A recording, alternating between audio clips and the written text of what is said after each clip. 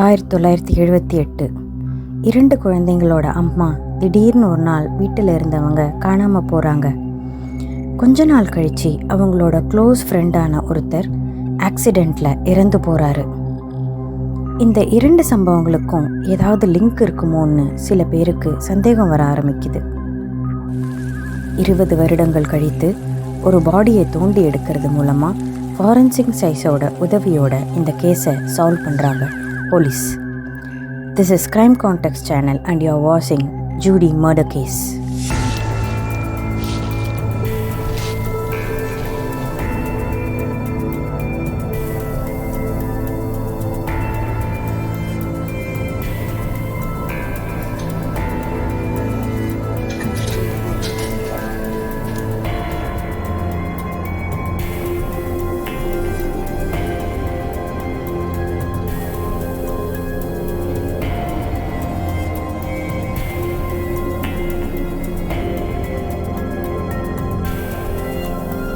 ஒஹாயோவில் இருக்கிற ஒரு வீட்டில் 2 பிள்ளைகள் அவங்களோட ஸ்கூலுக்கு அவசரமாக கிளம்பிக்கிட்டு இருக்காங்க. ஜூடி அந்த பிள்ளைங்களோட தாய் ஒரு ஹாஸ்பிட்டலில் ஹவுஸ் கீப்பிங்காக ஒர்க் பண்ணிக்கிட்டு இருந்திருக்காங்க. யூஸ்வலாக பிள்ளைங்களோட ஹாஸ்பிட்டல் கிளம்புற ஜூடி அன்னைக்கு எழுந்திருக்கவே இல்லை. பிள்ளைகள் அம்மா உடம்புக்கு முடியாமல் படுத்திருக்கிறதா நினச்சி ஸ்கூலுக்கு கிளம்பி போயிடுறாங்க. பிள்ளைகளோடவே அவங்களோட அப்பாவான லாரி புரூஸும் வேலைக்கு கிளம்பி போயிடுறாரு. அவர் ஒரு ட்ரக் டிரைவராக பணியாயிட்டுக்கிட்டு வந்துக்கிட்டு இருந்திருக்காரு. யூஸ்வலாக ஈவினிங்கில் பிள்ளைகள் வரும் முன்னே வீடு திரும்பும் அம்மா அன்னைக்கு வீட்டில் இல்லை.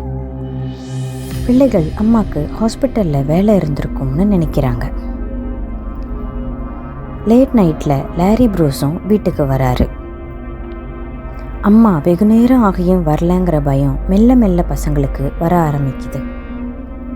உடனேயே போலீஸ்க்கு கம்ப்ளைண்ட் பண்ணுறாங்க லாரி. போலீஸோட முதல் கட்ட இன்வெஸ்டிகேஷனில் வெளிவர்றது என்னென்னா, ஜூடியோட பர்ஸ், கார், ஷூஸ் எல்லாமே வீட்டில் இருந்திருக்கு. ஆனால் ஜூடியை மட்டும்தான் காணோம். வீட்டுக்குள்ளே எந்த பொருளும் திருட்டு போகவில்லை. ஷூஸை கூட போடாமல் ஜூடி எங்கே போயிருப்பாங்க என்ற ஒரு பெரிய கேள்வி எல்லார் மனதிலும் எழும்புது.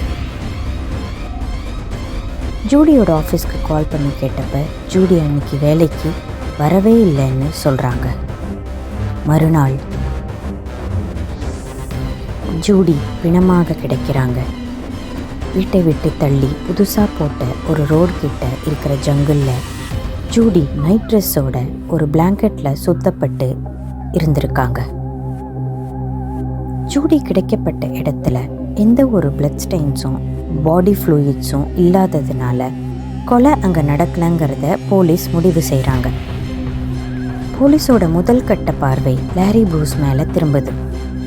லாரி புரூஸையும் பிள்ளைகளையும் விசாரணை பண்ணதில் ஜூடி அன்னைக்கு உடம்பு முடியாமல் படுத்திருந்ததாகவும், பிள்ளைகள் அப்பாவோடவே ஸ்கூலுக்கு கிளம்பி போயிட்டதாகவும், அப்பா அப்படியே வேலைக்கு போயிட்டதாகவும் தெரிய வருது. லாரி புரூஸ் வேலை செஞ்ச ட்ரக் டிரைவர் ஆஃபீஸில் லாரி அங்கே வந்து ஒர்க் பண்ணதை கன்ஃபார்ம் பண்ணுறாங்க போலீஸ். ஆனால் லாரியோட ஷூஸில் ஒரு விதமான மண் துகள்கள் இருந்திருக்கு. அதை போலீஸ் கவனிக்கிறாங்க. அதனால் லாரியோட ஷூஸையும் ஜூடியோட பாடி கிடந்த இடத்துல இருக்கிற மண்ணையும் அனலைசிஸ் பண்ணுறாங்க போலீஸ். ஆனால் அது ரெண்டுமே மேட்ச் ஆகலை. ஜூடியோட அட்டாப்சி போலீஸ்க்கு நிறைய க்ளூஸை கொடுத்துருக்கு. ஜூடி கழுத்து நெரிக்கப்பட்டு கொல்லப்பட்டிருக்காங்க. குழந்தைகள் ஸ்கூலுக்கு கிளம்புற அதே சமயத்தில் தான் ஜூடி கொலை செய்யப்பட்டிருக்கலாம் என்று அட்டாப்சி ரிப்போர்ட் சொல்லுது.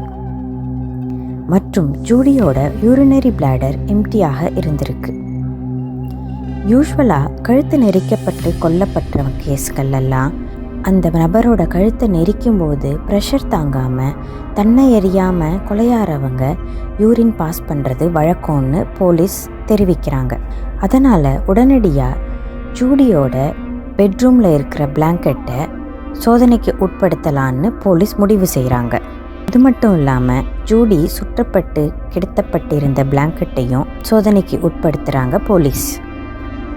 ஜூடி இறந்த அன்று லாரி சில பெட்ஷீட்களை எரிச்சிருக்காரு. அதை என்னன்னு பிள்ளைகள் கேட்டபோது அதில் டாக் யூரின் பாஸ் பண்ணிட்டதாகவும் சொல்லியிருக்காரு. இதை கேட்ட போலீஸ் ஜூடி கடைசியாக படுத்திருந்த பெட்ஷீட்டை அனலைசிஸ்க்கு உட்படுத்துகிறாங்க. சில இரத்த துளிகள் அதில் கிடச்சிருக்கு. ஆனால் அப்போ இருந்த டிஎன்ஏ டெக்னாலஜியை வைத்து அது யாரோட ரத்தம் என்று கண்டுபிடிக்க முடியலை. ஏன்னா இந்த சம்பவங்கள்லாம் நடந்தது 1978. கொஞ்ச நாட்களில் ஜூடியோட ஒர்க் பண்ணுற ஐசக் என்றவர் ஒரு ஆக்சிடெண்ட்டில் இறந்து போகிறார். லாரி போலீஸ்கிட்ட தெரிவிக்கிறது என்னன்னா, ஜூடியை கொன்னது இந்த ஆக்சிடெண்ட்டில் இறந்து போன ஐசக்கா இருக்குமோன்னு தனக்கு சந்தேகம் இருக்கிறதா போலீஸ்கிட்ட சொல்கிறாரு. ஆனால் அதற்கு எந்த சாட்சியங்களும் போலீஸ்க்கு இல்லாததுனால போலீஸோட முழு கவனமும் கேஸோட ஆரம்பத்திலிருந்தே ஜூடியோட கணவரான லாரி மேலே தான் இருக்குது. காலம் பல கடந்து போனாலும் போலீஸ் தொடர்ந்து லாரியை கவனிச்சுக்கிட்டே இருக்காங்க. 20 வருடங்கள் கடந்து போகுது.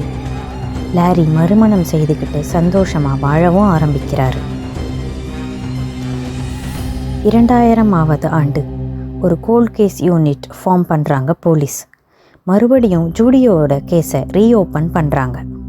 1978 டிஎன்ஏ டெக்னாலஜி போதுமான அளவு இல்லாததுனால ஜூடியோட பெட்ரூமில் கிடைச்ச பிளாங்கெட்டில் இருந்த பிளட்டு யாரோடதுன்னு கன்ஃபார்ம் பண்ண முடியாததுனால இந்த கேஸ் அப்படியே நின்றுடுச்சு. இப்போ 2000ஆவது ஆண்டு டிஎன்ஏ டெக்னாலஜியை வச்சு அந்த பிளாங்கெட்டை மறுபடியும் சோதனைக்கு உட்படுத்துகிறாங்க. அதில் தெரிய வர்றது என்னென்னா, ஜூடியோட ரத்தம் தான் அந்த பிளாங்கெட்டில் இருந்திருக்கு என்பது தான். முன்னாடி கிடைச்ச லாரியோட ஷூஸில் இருக்கிற சாண்ட் பார்ட்டிகல்ஸையும் ஜூடியோட பாடி இடந்த இடத்துல இருந்த சாண்ட் பார்ட்டிகல்ஸையும் இப்போ இருக்கிற டெக்னாலஜியான போலராய்ட் மைக்ரோஸ்கோப் மூலம் எக்ஸாமின் பண்ணுறாங்க போலீஸ். அது ரொம்ப கரெக்டாக மேட்ச் ஆகுது. அது மட்டும் இல்லாமல் ஜூடியோட உடம்புல சுற்றி இருந்த பிளாங்கெட்டில் இருக்கிற ஃபைபர்ஸை எடுத்து இன்ஃப்ராரெட் ஸ்பெக்ட்ராஸ்கோப்பி மூலமாக எக்ஸாமின் பண்ணுறாங்க. அதில் சில கார்பெட் துண்டுகள் கிடைக்கிது. போலீஸ் முன்னாடியே லாரியோட காரோட பின்னாடி இருக்கிற பூட் ஸ்பேஸில் இருக்கிற கார்பெட்டோட சில மாதிரிகளை கலெக்ட் பண்ணி வச்சுருந்துருக்காங்க. ஏன்னா ஃபஸ்ட்லேருந்தே போலீஸ்க்கு லாரி மேலே சந்தேகம்தான் இருந்துக்கிட்டு வந்திருக்கு. அதை வச்சு இப்போ கம்பேர் பண்ணி பார்த்ததில் லாரியோட காரோட பூட் ஸ்பேஸில் இருந்த கார்பெட்டோட ஃபைபர்ஸும் ஜூடி மேலே சுற்றி இருந்த பிளாங்கெட்டோட ஃபைபர்ஸும் எக்ஸாக்டாக மேட்ச் ஆகுது. இந்த எவிடன்ஸ்களின் அடிப்படையில் 2001ஆம் ஆண்டு 60 வயதான லாரியை அரெஸ்ட் பண்ணுறாங்க போலீஸ். அவர் கடைசி வரைக்கும் ஆனால் தன் குற்றத்தை ஒப்புக்கொள்ளவே இல்லை. போலீஸ் என்ன நடந்ததுன்னு ஒரு யூகம் பண்ணுறாங்க. அந்த யூகத்தின் அடிப்படையில் ஜூடிக்கு நடந்த கொடுமை இதுதான். லாரி ஜூடியோட முதல் கணவர் கிடையாது. அதாவது அந்த குழந்தைகளோட அப்பா லாரி கிடையாது. ஜூடி ஆல்ரெடி டைவர்ஸ் ஆனவர். அவருக்கு ஏற்கனவே முந்தைய திருமணத்தில் இருந்து குழந்தைகள் தான் இப்போ ஜூடி கூட வாழ்ந்துட்டு இருக்கிற குழந்தைகள். ஜூடி லாரியை மறுமணம் செஞ்சுக்கிறாங்க. அந்த மறுமணத்துக்கு அப்புறம் சில நாட்களிலேயே லாரி ஜூடியோட மூத்த பெண்ணை அப்யூஸ் செய்ய ஆரம்பிக்கிறார். செக்ஸுவல் அப்யூஸ் செய்ய ஆரம்பிக்கிறார். இது கொஞ்ச நாள் கழித்து ஜூடிக்கு தெரிய வரும்போது 2 பேருக்கும் வாக்குவாதம் எழும்பிருக்கு. ஜூடிக்கு இந்த விஷயம் தெரிஞ்சிட்டதுங்கிறதுனால லாரி எப்படியாவது இதை சரி பண்ணணும்னு முடிவு செய்கிறார். அதன் விளைவுதான் ஜூடியின் மரணம். பில்லோவை வச்சு ஜூடியை மூச்சடைச்சி கொலை பண்ணுறாரு லாரி.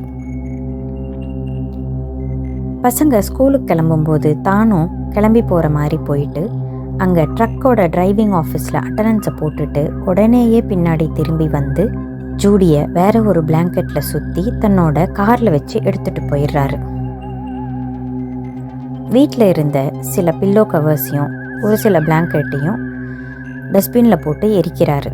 அப்போ தான் பிள்ளைகள் இவர் எரிக்கிறத பார்த்து பின்னாடி விசாரணையில் போலீஸுக்கு தெரிவிக்கிறாங்க. தன் மனைவியோட சடலத்தை வச்சுக்கிட்டு அன்னைக்கு முழுதும் வேலை செஞ்சுருக்காரு லாரி. ஈவினிங் திரும்பி வீட்டுக்கு வரும்போது கொஞ்சம் தூரம் போய் தான் வீட்டு பக்கத்தில் இருக்கிற ஒரு அடர்ந்த காட்டுப்பகுதியில் ஜூடியோட பாடியை போட்டுட்டு வந்துடுறாரு. அங்கே இருந்த சில மண் துகள்கள் தான் அவரோட ஷூஸில் ஒட்டியிருக்கு. அதுதான் பின்னாடி போலீஸுக்கு லாரியை காட்டியும் கொடுத்துருக்கு. 20 வருடங்கள் கழித்து justice is served in this case.